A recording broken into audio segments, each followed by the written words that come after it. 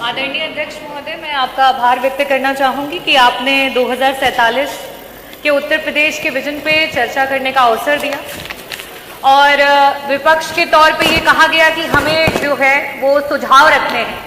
अध्यक्ष जी, 9 वर्षों की जब से ये सरकार है, लगातार विपक्ष और हमारे राष्ट्रीय अध्यक्ष श्री अखिलेश यादव जी आप लोगों को सुझाव देते आए हैं, लेकिन आपने ना तो सुझाव को सुना और ना ही उस पर कोई कार्य किया। मैं अध्यक्ष जी अगर विजन के उत्तर प्रदेश के विजन की बात करूंगी तो ये जरूर कहना चाहूंगी कि प्रदेश का विजन तभी धरातल पर उतरेगा जब उसका सारा विभाग एकत्रित होकर के एक साथ काम करेगा। हमारे बेसिक शिक्षा मंत्री जी यहीं पे हैं। आज बेसिक शिक्षा का विभाग जो है वो बेसलेस विभाग हो चुका है, क्योंकि इसी सदन में कई बार बोला गया कि मंत्री जी विद्यालय जर्जर हो चुके हैं, विद्यालयों को बनवा दो। मंत्री जी ने कहा ना। मंत्री जी स्कूलों में जो है शौचालय नहीं है, बनवा दीजिए। मंत्री जी ने कहा ना। हमने कहा कि मंत्री जी बच्चों को वहां पे शुद्ध पेयजल नहीं मिल रहा, जल दिलवा दीजिए। मंत्री जी कहते हैं ना। हमने कहा कि विद्यालयों में इलेक्ट्रिसिटी नहीं है, मंत्री जी विद्युत जो है उसको वहां पे आपूर्ति करवा दीजिए। मंत्री जी कहते हैं ना।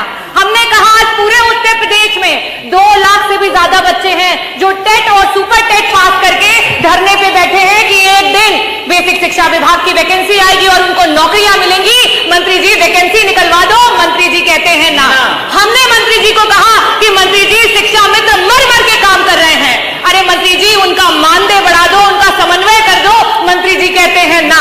हमने मंत्री जी को कहा कि मंत्री जी रसोइया मात्र 2000 में काम करती हैं, हमारी रसोइयों का मानदेय बढ़ा दो। मंत्री जी कहते हैं ना। अरे समय बड़ा कम है, मैं आऊंगी। हमारे ऊर्जा मंत्री जी दिखाई नहीं दे रहे हैं। आज ऊर्जा विभाग जो है डबल बी विभाग हो गया है। डबल बी माने बी से भ्रष्टाचार और बी से भेदभाव। मंत्री जी जब जनता के बीच में जाते हैं तो कहते हैं निजीकरण मेरा अकेले का निर्णय नहीं है। मंत्री जी जब अपने अधिकारियों के बीच बैठते हैं तो कहते हैं अरे तुम लोगों ने तो विभाग की नाक कटा दी है, आज बिजली विभाग जो है वो अंधा और गूंगा हो गया है। लेकिन वही जब इस सदन में मंत्री जी बैठते हैं और हम कहते हैं कि मंत्री जी निजीकरण जो है विभाग को मत बेचो, तो मंत्री जी कहते हैं ना। मंत्री जी ट्रांसफार्मर हर रोज खराब हो रहे हैं, एक ट्रांसफार्मर बन करके 75 बार लग रहे हैं। मंत्री जी ट्रांसफार्मर जो है क्षमता वृद्धि करा दो। मंत्री जी कहते हैं ना। मंत्री जी को कहा जाता है कि मंत्री जी आपके विभाग में पॉलिसीज खराब हैं, आपके जो पॉलिसी बनाते हैं आपके चेयरमैन वो एक IAS ऑफिसर है, शायद उनको विभागों का ज्ञान ना हो। मंत्री जी IAS ऑफिसर हटा करके समाजवादियों ने जिस तरीके से इंजीनियर को वो पद दिया था उनको वो पद दिलवा दो। मंत्री जी कहते हैं ना। मैं यही कहना चाहूंगी कि ऊर्जा विभाग मंत्री है नहीं, बड़ी बड़ी बातें करते हैं और उन्हीं के डिस्कॉम में पश्चिमांचल में आज इतना भेदभाव है कि सिर्फ एक ही जाति का व्यक्ति, वो कहते हैं हम बनिया की दुकान नहीं चलाते, और पश्चिमांचल डिस्कॉम में सारे एक्सीएन सारे MD सिर्फ एक ही जात के भरे गए हैं और मंत्री जी कहते हैं ना। हमारे स्वास्थ्य मंत्री दिखाई नहीं दे रहे हैं, क्योंकि बड़ी निराशा हुई कि हम विजन पे चर्चा कर रहे थे और मंत्री जी ने जब अपनी बात करनी शुरू की तो अपने 9 साल के कार्य नहीं गिनाए। मंत्री जी का तो विभाग रेट्रोग्रेड विभाग हो चुका है, क्योंकि उन्होंने अपने 9 साल के कार्य नहीं गिनाए, उन्होंने तो पुराने कार्यकालों को गिनवा करके अपनी बात शुरू की। अपने विभाग के उन्होंने अस्पताल नहीं बताया, सबसे पहले गेहूं के उत्पादन से बात की, तो ये अपने में दर्शाता है कि हमारे जो मंत्री जी है वो क्या कर रहे हैं। मंत्री जी को कहो कि इंफ्रास्ट्रक्चर ठीक करा दो, डॉक्टर दिलवा दो, ICU के बेड बढ़वा दो, दवाइयां दिलवा दो, तो मंत्री जी कहते हैं ना। हम उस सरकार से विजन की बात सुन रहे हैं जिस सरकार में आज सरकार के मंत्री जो है वो रोड पे बैठकर धरना देने को मजबूर हो गए। हम उस सरकार से आज विजन की बात सुन रहे हैं जिनके मंत्री, आज हम उप केंद्र की बात कर रहे हैं कि जौनपुर में सदरनगंज में जो है हमें उप केंद्र की आवश्यकता है, मछली शहर में बनवा में उप केंद्र की आवश्यकता है। आपके खुद के विधायक धरना दे रहे हैं, लेकिन मंत्री जी कहते हैं ना।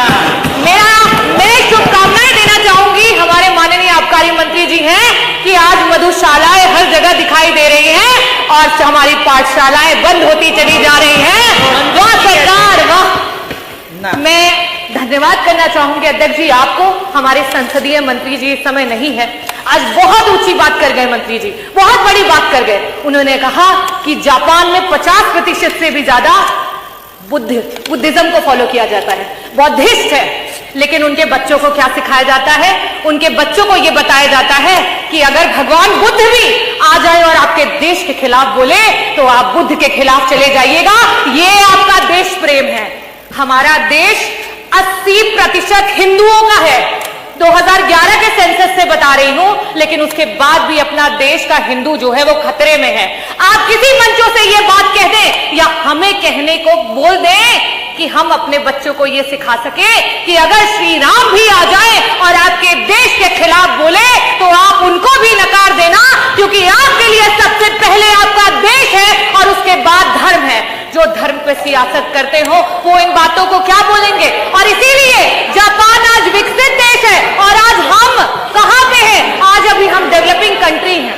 मैं अध्यक्ष जी आपका आभार व्यक्त करना चाहूंगी कि आपने मुझे विजन पे अपनी बातों को रखने का अवसर दिया और मैं चंद बातों से अपनी बातों को खत्म करूंगी। अभी पूरा नहीं हुआ है क्योंकि विभाग तो बहुत सारे हैं। अगर बोलने पे आती तो सारे विभागों की, आपके सारे विभागों की धरातल की स्थिति, और आप जो ये बात कह रहे हैं आपको बुरा लगेगा। यही चीज संसदीय मंत्री जी ने कहा और इसी पे कहना चाहूंगी कि मैं मुजरिम हूं। क्या ये मुजरिम, क्या मैं मुजरिम कहलाऊंगा? अरे सुन तो लीजिए, अरे सुन तो लीजिए, अरे हिम्मत तो रखिए, अरे सुन तो लीजिए। मैं यही कहना चाहूंगी कि क्या मैं मुजरिम कहलाऊंगा? क्या मैं मुजरिम कहलाऊंगा? क्या होगा इल्जाम मेरा? हरे रंग से हिंदू लिख दो, भगवे से इस्लाम बता। और मैं यही बताना चाहूंगी कि क्या इल्जाम होगा मेरा अगर मैं हरे रंग से हिंदू लिख दूं और भगवे से इस्लाम बता। यही जो आप चिल्ला रहे हैं, चीख रहे हैं, यही मेरा इल्जाम होगा। और ये कह दो कि हम सब एक हैं, तो क्या होगा अंजाम मेरा? क्या होगा अंजाम मेरा? संविधान की जय, भारत माता की जय, जय भीम, जय समाजवाद। एक मिनट अध्यक्ष जी पूरा